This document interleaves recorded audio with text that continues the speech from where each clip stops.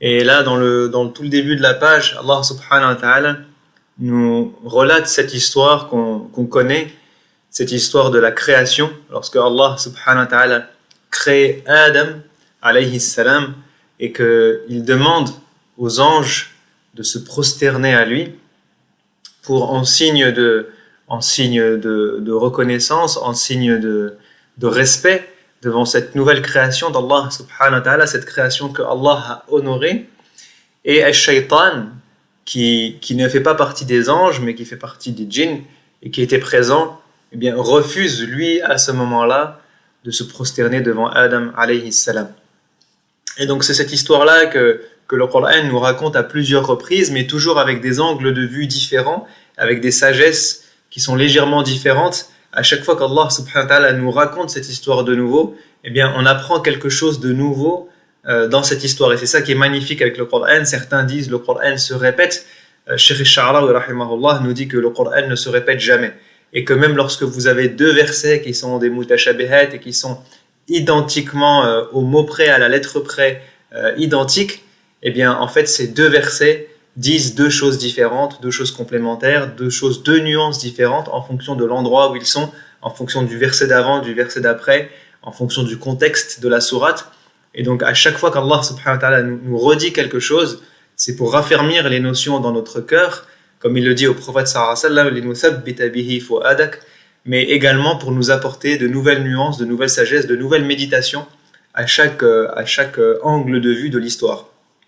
Et donc là, le verset sur lequel j'aimerais m'attarder un petit peu plus, c'est lorsque Ash-Shaytan eh bien, promet à Allah subhanahu wa ta'ala de nous détourner de la voie.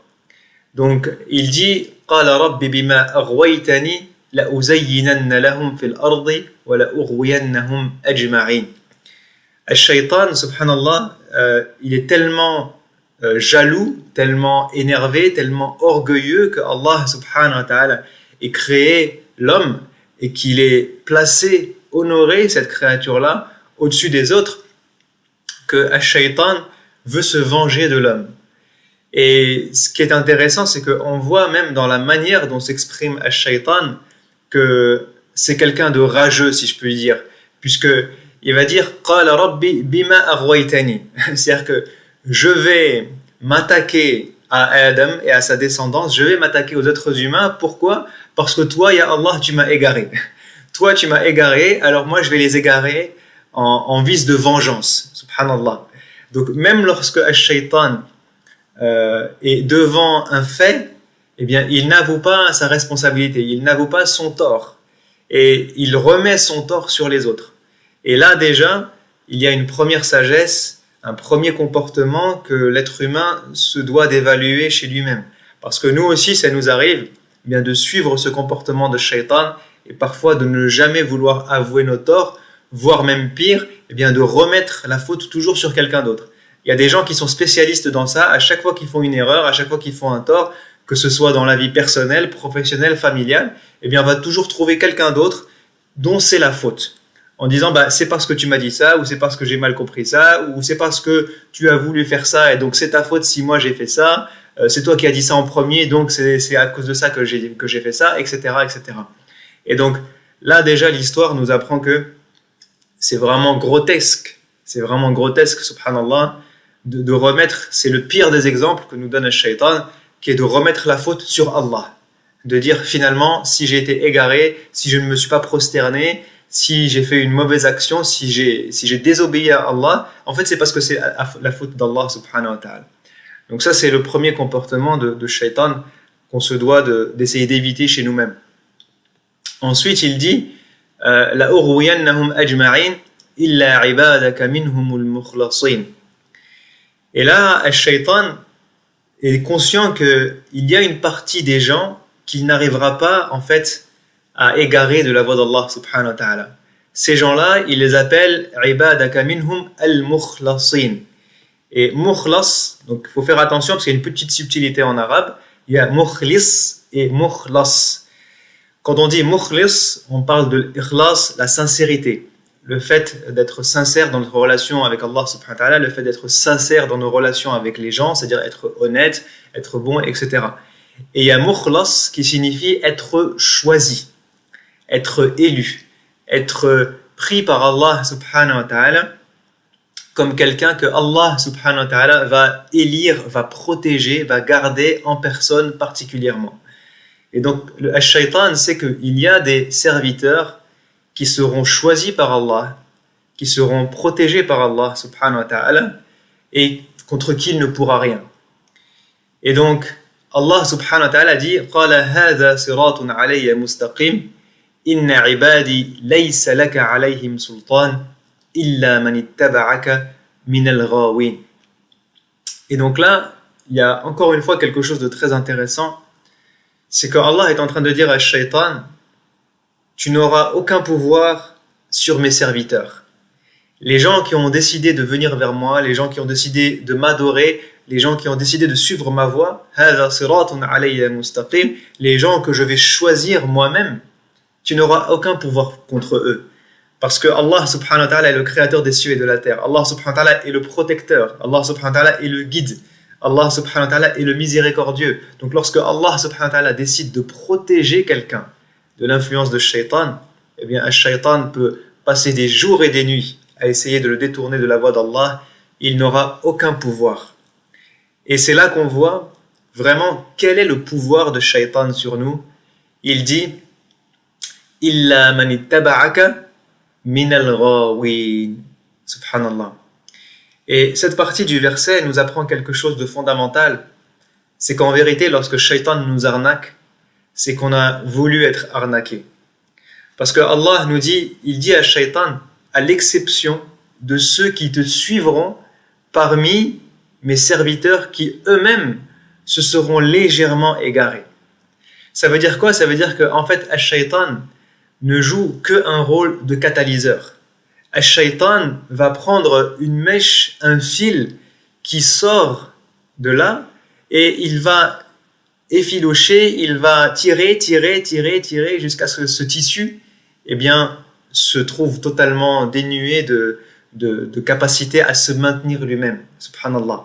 Et donc lorsque Ash-Shaytan nous appelle, on a toujours le choix.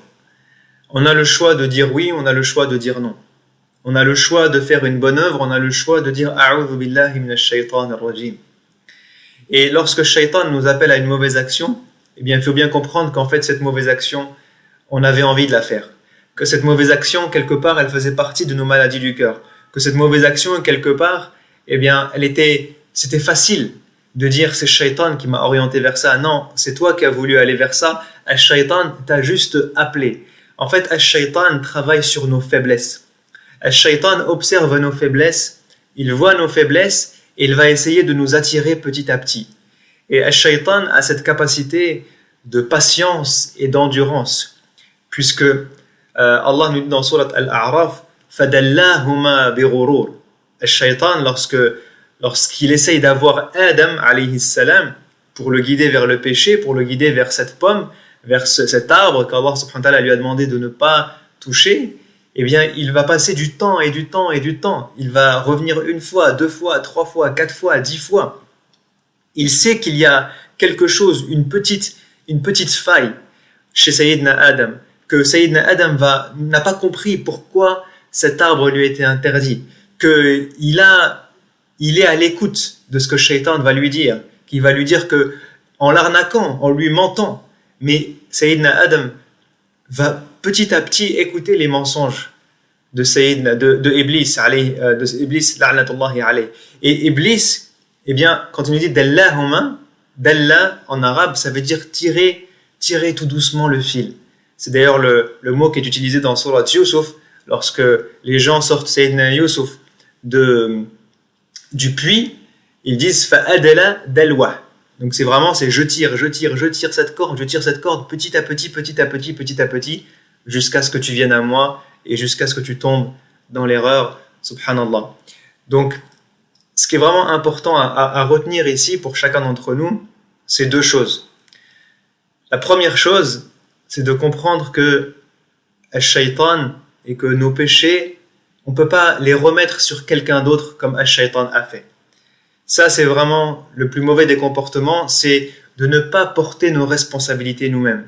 de pas se dire j'ai été en tort, c'est moi qui ai été en tort, c'est moi qui ai fait une bêtise, c'est moi qui n'ai pas assuré, c'est moi qui ai commis un péché ou un mal maintenant là tout de suite. C'était pas de la faute d'un tel ou de la faute d'un tel ou de la faute d'un tel ou de la faute des circonstances ou de la faute de mon environnement. Non, c'est de ma faute à moi. Et ça, c'est le premier pas pour faire face à Shaitan, c'est de s'avouer ses erreurs, de s'avouer ses faiblesses. Parce que quelqu'un qui ne s'avoue pas ses faiblesses, quelqu'un qui remet toujours la faute sur quelqu'un d'autre, eh bien, ne pourra jamais rentrer dans ce processus d'amélioration, dans ce processus de se battre contre Shaitan et de se battre contre mes propres défauts et mes propres faiblesses, parce qu'en fait, je ne me les avoue pas. Et là, on devient nous-mêmes des gens qui ressemblent à Shaitan. Shaitan, depuis le jour de la création jusqu'à aujourd'hui, continue. Pourquoi ? Parce qu'il a ce défaut qu'il ne veut pas s'avouer son problème, qu'il ne veut pas s'avouer son péché. Il aurait pu se repentir, mais Shaitan ne se repent pas par orgueil. Il ne se repent pas parce que, encore une fois, ce n'est pas de sa faute. C'est de la faute de Dieu, c'est de la faute de Adam. Ce n'est pas de sa faute à lui. Lui, c'est une victime.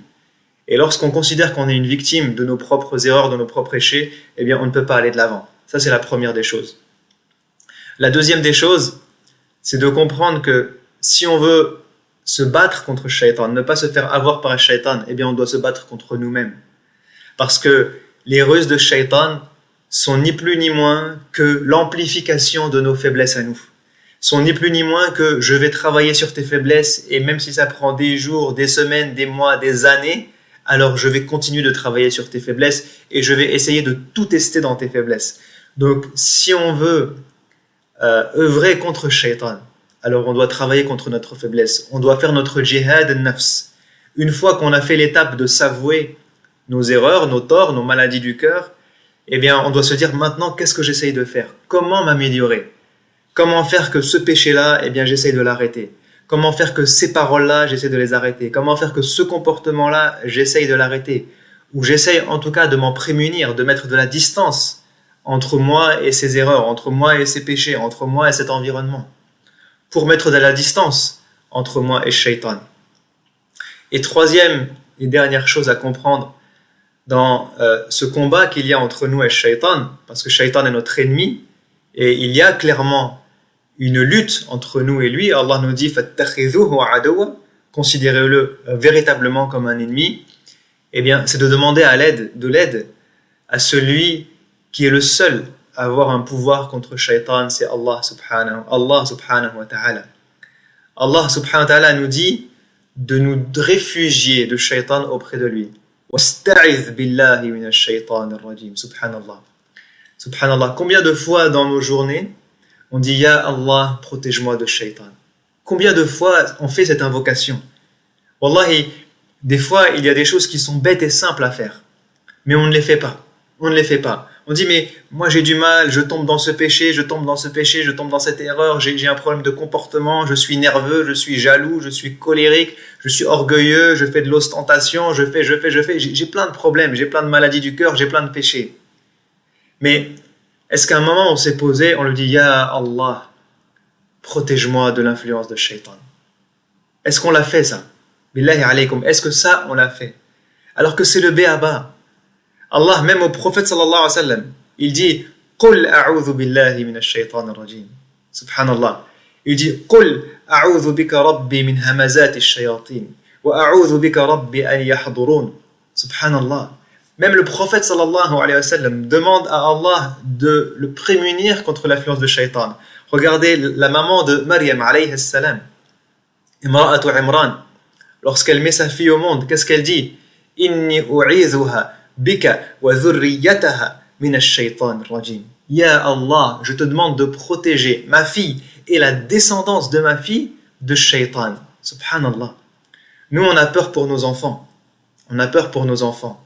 On a peur de l'environnement, on a peur de la société, on a peur qu'ils s'égarent, on a peur qu'ils fassent tout et n'importe quoi. Pourquoi est-ce qu'on ne fait pas le dua de la maman de Maryam alayhi salam? Pourquoi est-ce qu'on ne dit pas Ya Allah, protège mes enfants de Shaitan, protège mes petits-enfants de Shaitan, protège mes arrière-petits-enfants de Shaitan? Sayyidina Ibrahim, lorsqu'il fait un dua, il dit Rabbi junubni wa baniya an na'bud al-asnam. Ya Allah, protège-moi, moi et mes enfants, de l'adoration des idoles, de l'adoration des statues. Tous les pieux tous les messagers, tous les prophètes cherchaient refuge auprès d'Allah contre Ash-Shaytan, contre les maladies du cœur, contre les fitnas, contre l'environnement, contre tous les maux qui peuvent toucher notre foi. Et donc ça, c'est vraiment le troisième conseil que je me donne et que je donne à chacun d'entre nous. Eh bien, c'est vraiment chaque jour de demander à Allah protection contre Shaytan. Parce qu'il est le seul. Il est le seul. Celui qui dit, moi, le Shaytan ne me touche pas, c'est qu'il a, alhamdulillah, c'est le compagnon de Shaytan. Celui qui pense qu'il a la foi et la force et la piété qui font que Shaytan, comme Omar, il le voit dans une rue, il part dans l'autre rue, celui-là, wallah, il n'a rien compris. Aucun d'entre nous n'a le pouvoir de repousser à Shaytan si ce n'est par la volonté et la protection d'Allah subhanahu wa ta'ala. Il est le seul à avoir un pouvoir contre Shaytan et c'est ce qu'il dit dans ce verset. Inna ibadi laysa laka alayhim sultan. Illa man ittaba'aka min al-ghawi. Quand il dit qala hadha siratun alayya mustaqim, c'est Allah qui se charge. Alayhi. Lorsqu'il dit illa ibadaka minhum al-mukhlasin, ces serviteurs que Allah choisit de protéger, il dit hadha siratun alayya mustaqim. Allah se garantit lui-même, se charge lui-même, s'impose lui-même cette charge de protéger ses serviteurs qu'il a choisis. Puisse Allah subhanahu wa ta'ala faire qu'on soit parmi ses serviteurs al-mukhlasin, al-mukhlisin, les sincères et les choisis, ceux qu'il a choisis de protéger contre l'environnement, contre les fitnas, contre Shaytan, et puisse-t-il faire de nous des gens qui cherchent refuge auprès d'Allah subhanahu wa ta'ala contre Shaytan et qui se prémunissent de Shaytan en faisant leur propre bilan et en essayant de s'éloigner de toute leur faiblesse qui attire à Shaytan.